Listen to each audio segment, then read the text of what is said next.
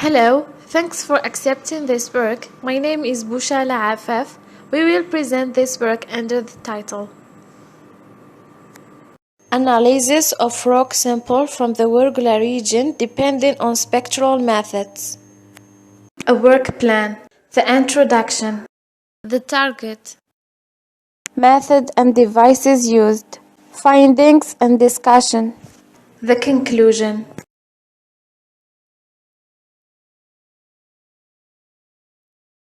The introduction.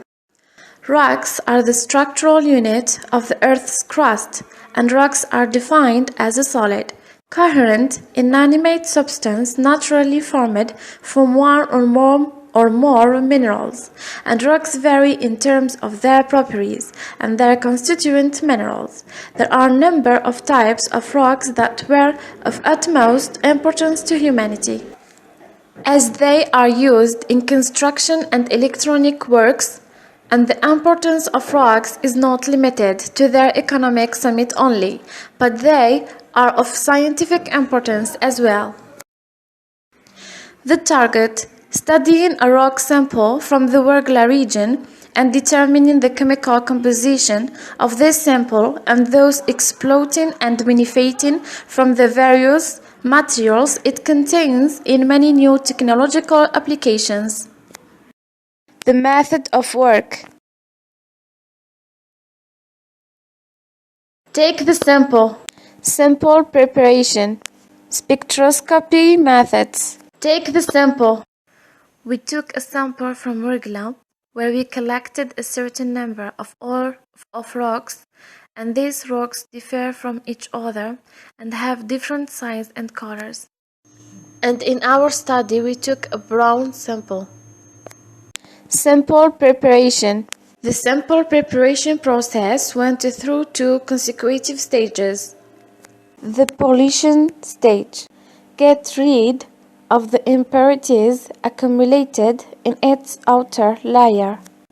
Place the sample surface on the raw surface to be published. A more pure sample than before. The milling stage. The sample was crushed well with a mechanical device. Grinding continued for about a quarter of an hour. Get rock very soft. To avoid influences from moisture, the sample was kept in a sealed plastic container. Spectroscopy methods used. X-ray diffraction technology (DXR). The technique is used to detect crystal structure where X-rays are shed on the sample, and then the matter receives the diffracted rays and draws the diffraction diagram. Sample preparation. The sample is placed in a holder, then manually pressed with a plate in order to obtain a surface. X-ray Fluorescence technology XRF. This technique is used in the detection of chemical elements, where when X-rays are shed on the sample, one of the electrons is lost. Radiation is emitted and it is monitored by the matter, and then the element is detected. Sample preparation. Place the milled sample in the holder designed for the device, and then press the sample with a plate to acquire a flat surface. Infrared spectroscopy (FTIR).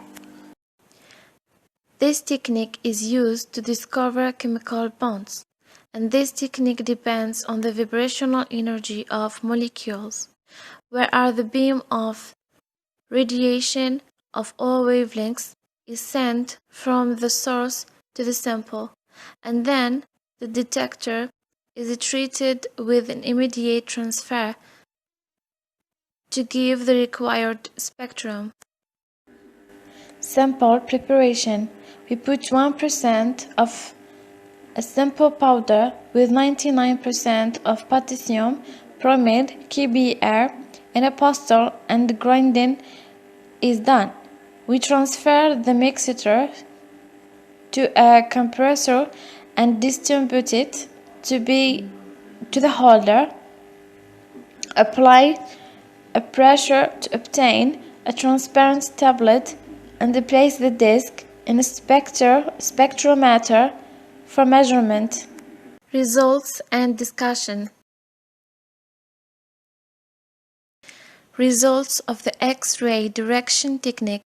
The X-ray diffraction device allowed us to record diffraction diagram and the sample, which represents the absorption intensity in terms of 2 theta.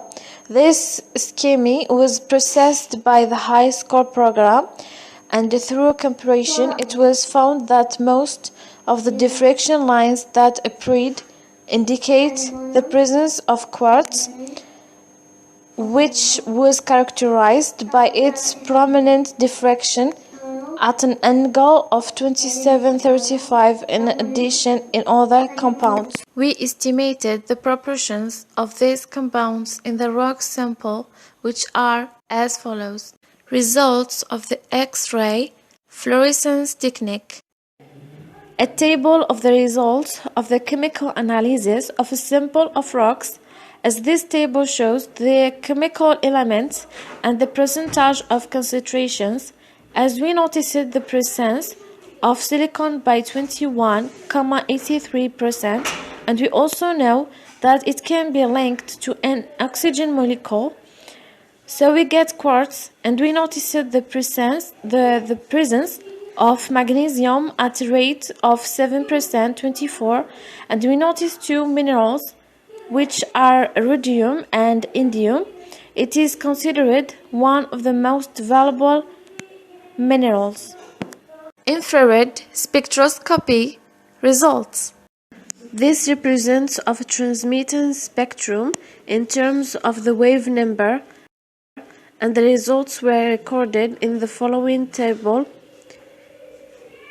that represents the frequencies and the corresponding factual groups, where we observed the presence of SiO functional group and knowledge of the compounds in quartz, and we also found in this sample other functional groups, and it is not possible to prove the presence of a compound in the sample is because no previous studies have studied these materials. The conclusion.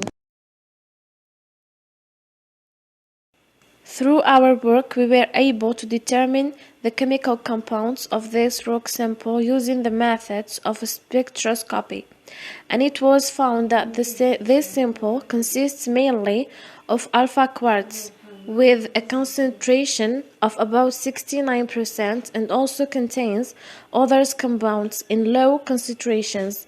As this studied sample can be classified within sedimentary rocks, it also contains chemical elements in the form of atomic concentrations such as rhodium, and thus it is possible to exploit and benefit from the various materials it contains in new technological applications. Thanks for the good follow-up.